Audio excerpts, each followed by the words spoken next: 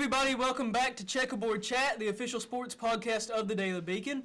I'm Ty Wombles, and that's DeMichael Cole, and we have a special guest with us here today. This is Will Backus. He's a staff writer for us. He's worked mainly on the Lady Vols beat this year, but has covered a lot of different stuff. So just first of all, Will, can you just introduce yourself, give us a little bit more info about yourself and just what you do here? Yeah, like you said, I'm Will. I'm the beat writer for the Lady Vols, so I work with him a lot. I'm a freshman here at UT. I'm a journalism major, and I'm from Knoxville. That's about it. I'm not a very interesting person. I think Will's a very interesting person, but... So anyways, we'll just get right into it. We're going to talk about some Tennessee basketball, men's and women's basketball. We'll talk a little about some baseball and softball. Just a lot of stuff coming at you today. So first of all, DeMichael, we'll start with the men's a little bit.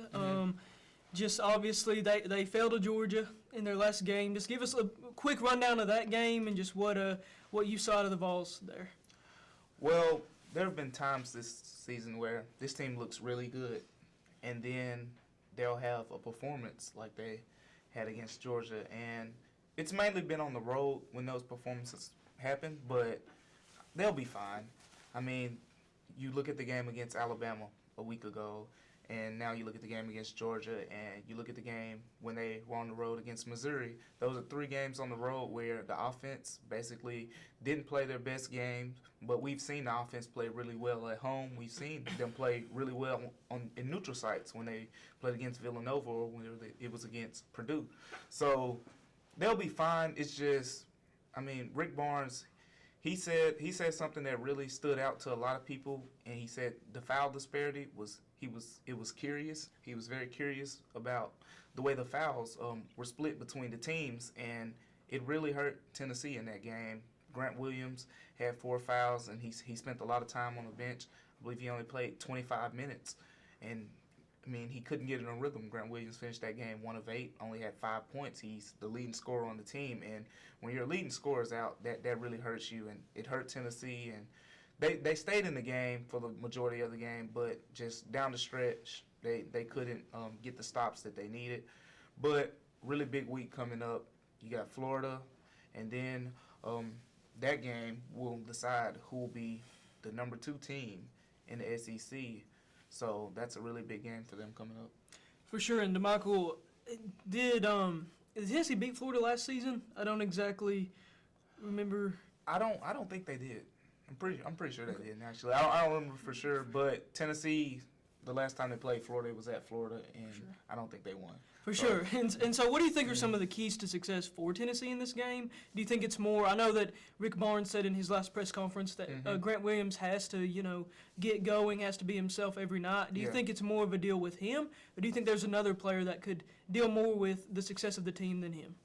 I think this game will depend more on their defense than their offense, because Florida's defense isn't very good, as normal Florida defenses are, but this game could be a shootout if Tennessee doesn't get the stops that they're capable of getting, and I don't think it will be. So I expect Tennessee's defense to be able to try to control this game against Florida, and they'll be at home. Florida has really good point guard play, and Chris Chiozza, he's probably if not the top point guard in the SEC, he's one of the top point guards, and he's really led that Florida team this year.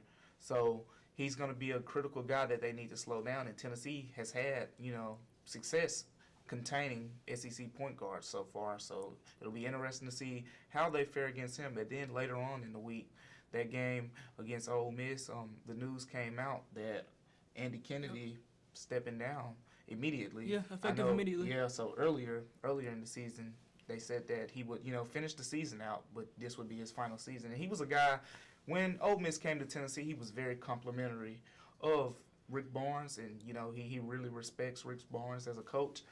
But so you don't know what kind of team you're gonna get from Ole Miss. Ole Miss, I mean, their record isn't very good, but they've been really good at home. And you combine that with how the emotion goes when you get a new coach. We saw it in the football season when Tennessee played against LSU. You looked at that first half, it was like, man, this team, looks like a really improved team in just 1 week. But it's that adrenaline rush you get with a new coach. So that could be a trap game for Tennessee. So a really big week for Tennessee basketball in terms of standings and where they'll be seated in the SEC tournament and in the NCAA tournament. For sure, and then making a little bit of a transition to women's basketball, I'm going to bring you on here, Will. No. Obviously, the Lady Vols failed to Missouri on Sunday, 77-73. They had a large deficit in the first half, but then really sort of started to ink it back in the second half. Came close. I think they tied the game, at some point, but weren't able to finish down the stretch and ultimately fell to Missouri. Lady Vols have dropped their last two contests. The one before was falling to an unranked Alabama team. This is a little bit of something that we saw last season where the Lady Vols will beat, really big teams like Georgia, who was ranked 18 at the time, and they really cruised through that game, led the whole time. But then you have games like Alabama and then Missouri, which Missouri was a highly ranked team, the number 13, but where they fall and they don't have good performances. Why do you think there is some of that inconsistency, and what do you think Holly Warlick can do to sort of fix that down the stretch? I mean, it kind of looks like an effort thing, and that's what Holly Warlick says. She says that in these games where they fall to these teams, they don't put in the effort that they did when they beat teams like the number 2 team in the nation, Texas, who they beat earlier on this year, or when they beat Georgia at home. It really boils down to an effort, and you can kind of see it because they don't really fight for rebounds, and they don't get all these easy things that they usually get, like offensive rebounds. They're one of the best rebounding teams in the country, but when they lost to Alabama and then today against Missouri, they got out-rebounded by double-digit figures. And I really think it boils down to an effort thing. And I think that Holly Warlick, especially coming down this stretch with 2 games left headed in the SEC tournament, and you're trying to get a top 4 seed so you can have 2 days off to practice, I think she's really going to need to find some way to inspire them, to get them to put more effort into these games. They're going to have to work on rebounding a lot, and they're going to have to work on playing hard. And I think another thing is they have a really young lineup. They have 2 freshmen that start, Renaya Davis and Avina Westbrook, and then they have a lot of freshmen that come off the bench, Anastasia Hayes, and then Cassiana Kushkitawa. She's been getting a lot of time recently, so I think it might be a mix of kind of youth and lack of effort. It's a big stage for them a lot of times, and I feel like sometimes they feel like they may be able to cruise to victories. Missouri today, I don't necessarily know what happened because both teams played relatively hard, but it's mostly been an effort thing all year. For sure, and so sort of taking that on and transitioning it in their next contest, they travel to Florida. So what do you think that will be a tough SEC matchup? Obviously, the Lady Vols did best Florida last season, but obviously with this team right now, you don't really know who's going to come out in the end whenever they take the court. Doesn't matter if it's a lowly ranked team or a highly ranked team. What do you predict they might do against Florida, if that's even possible to predict? And which players do you see having to have a big game in order for the team to be successful? It is hard to predict what team's going to take the court against Florida. I'd like to think that they're going to come out and realize that it's really crunch time at this point. It's kind of do or die if you want to lock down a top 4 seed. So I'd like to think that they're going to come out and start playing more inspired and try to take it to Florida, because Florida is seen as a lesser opponent. They have a losing record right now. They're one of the bottom teams in the SEC, but again, like you mentioned, they've kind of had a way of playing down to the other opponent's level of talent. So I'd like to think we're going to see an inspired team come out when they start realizing that, hey, there's 2 games left and we really need to start working on where we're going to become tournament time. And in terms of who needs to have a big game, I think you have to just go to Mercedes Russell. She's been the cornerstone for this team this year. They've run their offense through her multiple times. Today she struggled in the first half against Missouri, and you really saw that really affect the team. She didn't have any points at all in the first half, and they entered the half with a deficit. So I think it correlates with how Mercedes Russell is performing and how the rest of the team is performing. She really needs to have a big day, and they probably need to lean on her because she's been absolutely dominating people this year. So I think in order for Tennessee to pick up a win against Florida, they're going to need to go to Mercedes Russell.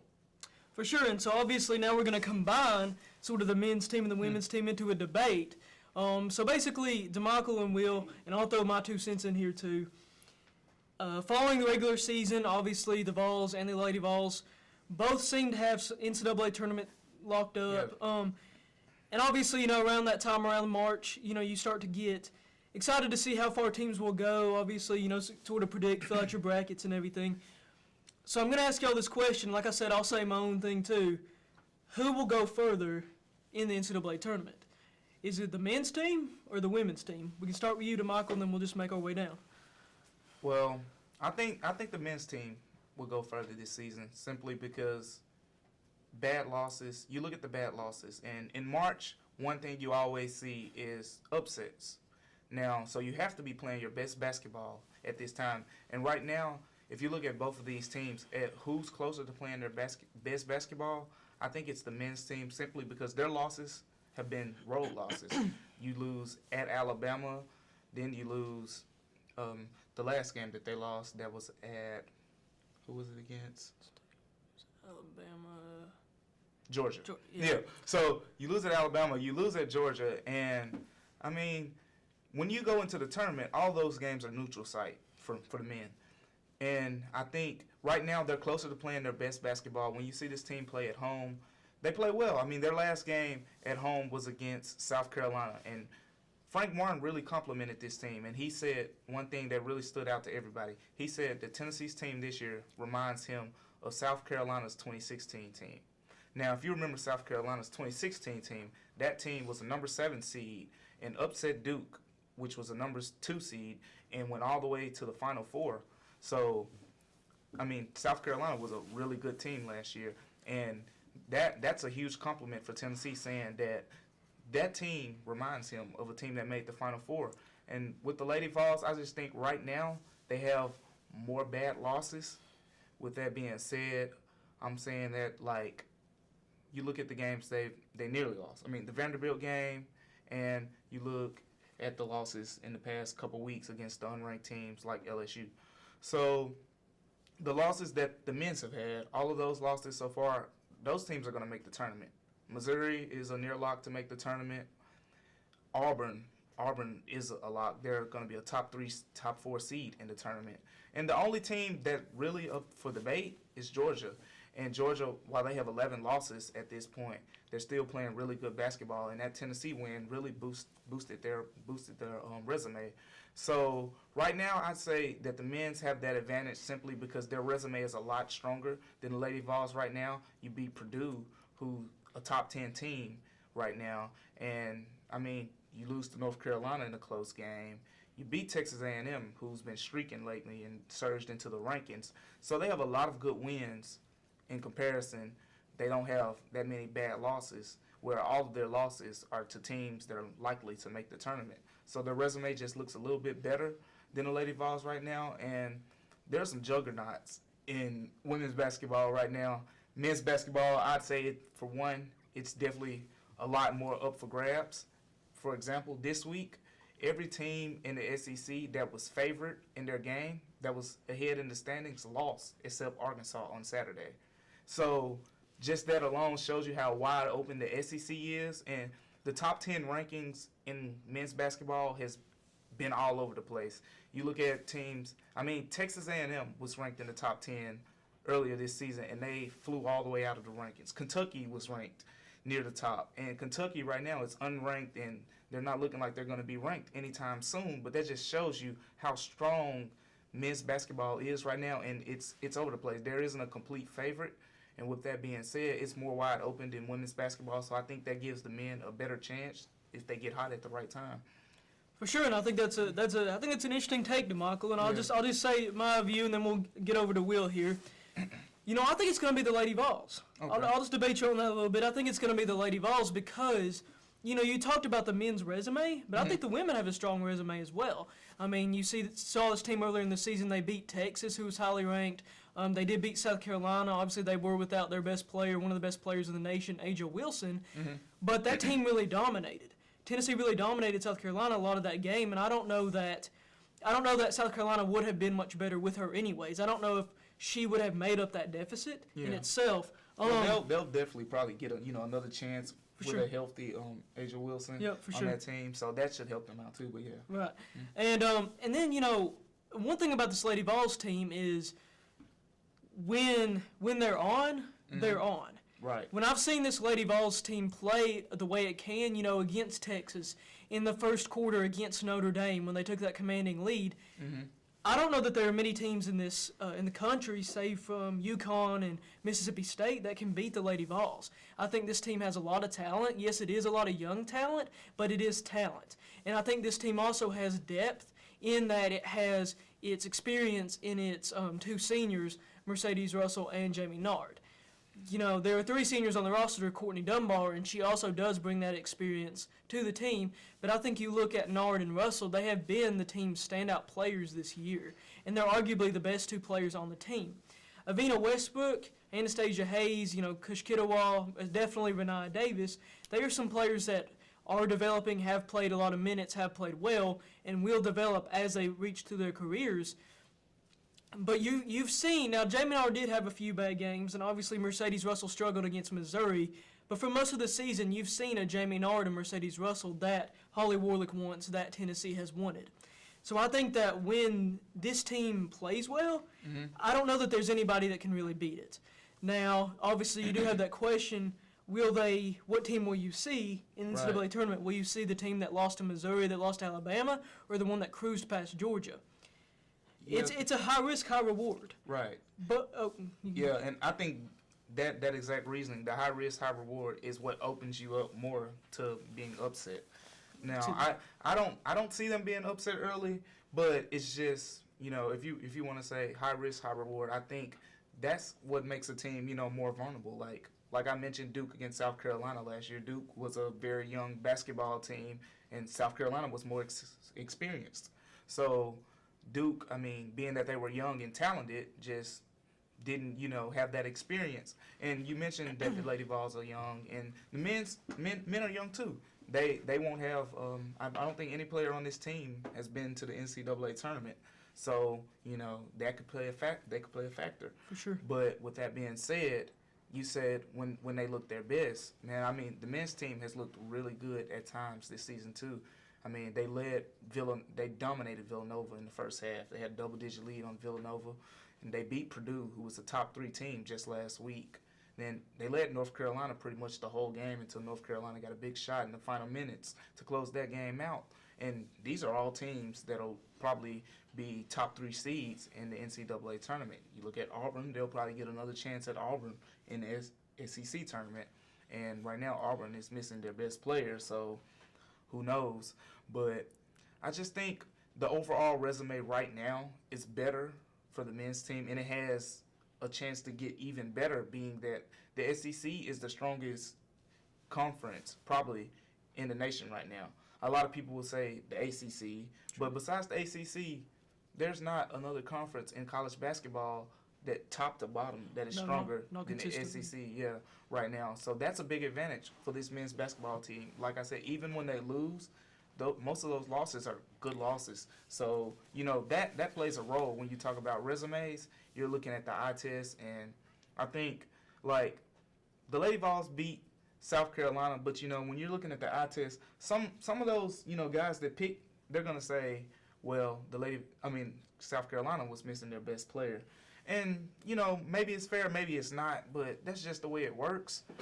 But, with the Vols, the men's basketball team, they'll say they lost to North Carolina, but, they led the whole game pretty much. Or even the Alabama game, that'll look bad, 28-point loss. So the eye test, it can work for you, it can work against you. But I just think overall their resume is just, it's a little bit stronger, being that the SEC is so strong this year. Okay. Yeah. And so now we're going to bring Will Backus into here. Will, just what do you want to add to this debate? What side do you see? Do you think it's more the men's team will have more success in the NCAA? Do you think it'll be the women? And just why do you believe that? Again, it kind of matters for either team what team shows up, but I think it might be the women. And one thing that neither of you have mentioned yet is that the way the NCAA women's tournament works, if Tennessee is a top 4 seed in the tournament, then they will have the chance to host the first 2 rounds of the tournament in Knoxville. And so far this year, despite the last game against Alabama, the Lady Vols have been almost unbeatable in Knoxville. They dropped to Mississippi State, but that's Mississippi State. And then they had one trip-up game against Alabama.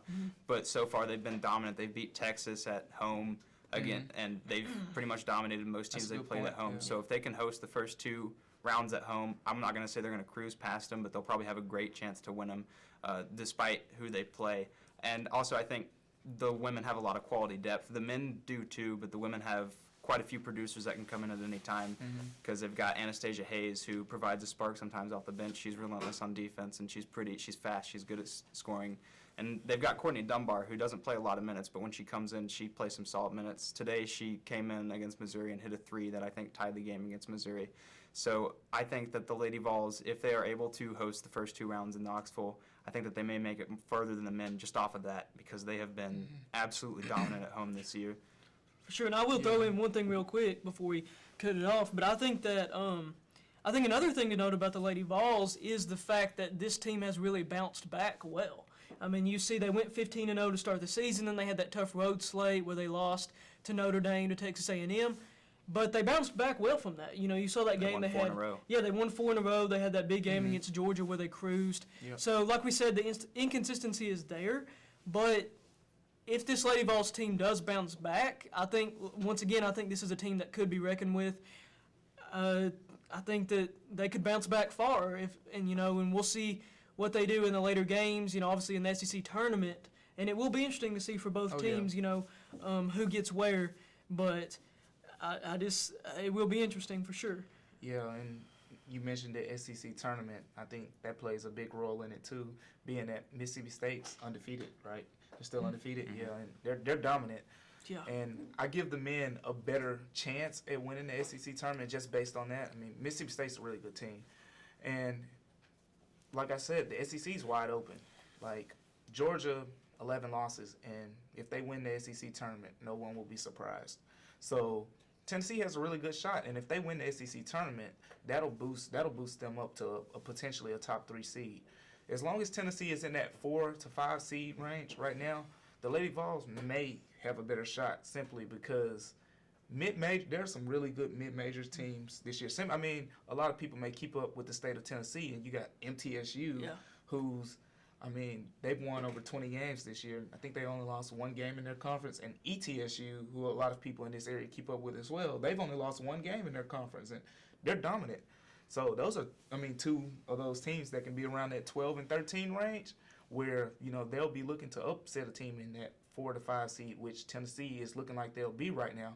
So that's why this week is a big week for Tennessee, and they have a really good chance at winning the SEC tournament. And if they can get a top 3 seed, there's no doubt in my mind they'll go farther than the Lady Vols will. Yeah. For sure, and just real quick before we wrap it up, I do want to hit on a little bit of baseball, a little bit of softball real quick before we leave. Obviously, the Tennessee softball team, they're just finishing up the Michelle Smith tournament. I think if I'm correct, I think they're 10-1 now on the season. Obviously, that team, it's a team that's really loaded with star power. You've got Megan Gregg, who is essentially a home run machine for that team, arguably the best player in the country. Yeah. You've got 2 pitchers in Maddie Moss, Kaylin Arnold, who have had success. I think Maddie Moss just got to her 300th strikeout, so that was huge for her. And so I think right now the softball team probably definitely has higher hopes than the baseball team, just because of, you've got experienced coaches, you've got that depth.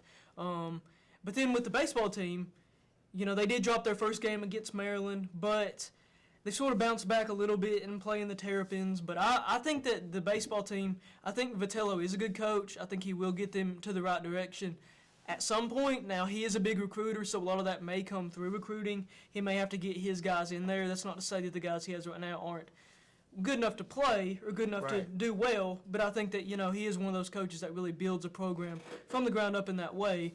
But it may take the baseball team a little bit longer to get to where they want to be than where the softball team is right now, who could potentially, challenge for a World Series spot, maybe even play in the championship. So just any thoughts that y'all had real quick before we cut out? I think the softball team, they look good, but they've shown more weaknesses than I've expected so far early on, and that's not a bad thing simply because you're missing, a star player like Brooke Vines, who's arguably the second best hitter on the team behind Megan Gregg, and she provides that, insurance behind Gregg, and teams can pitch around Gregg right now, even though she's still producing because she's a star, but teams can pitch around her a little bit more, knowing that they don't have to go, pitch to Brooke Vines next. So with that being said, I think this team is eventually, they're gonna when they get to SEC play, they'll improve even more. But as far as baseball, it's a work in progress type thing, like you said. Vitello has to get more of his guys in there, and they had a really big recruiting class, so it'll be interesting to see how many of those guys he'll play as the season goes on and which of those guys will start to stand out. But right now, I believe they finished the series against Maryland 1-2. So, a decent start in that last game. They put up a lot of runs, and the bats came out swinging after, they didn't produce a lot of the runs in the first 2 games. So that's a good sign, and we know Vitello, he's known for, producing pitchers. So we'll see how the pitching goes forward this season. Yeah. For sure. But that's going to wrap it up for us, guys. Thank you for watching. Be sure to check out our article from the Tennessee basketball game on Wednesday and from the Lady Vols game on Thursday. Once again, thanks for watching. I'm Tyler Wombles. That's DeMichael Cole. And that's Will Backus. And we'll see you next time.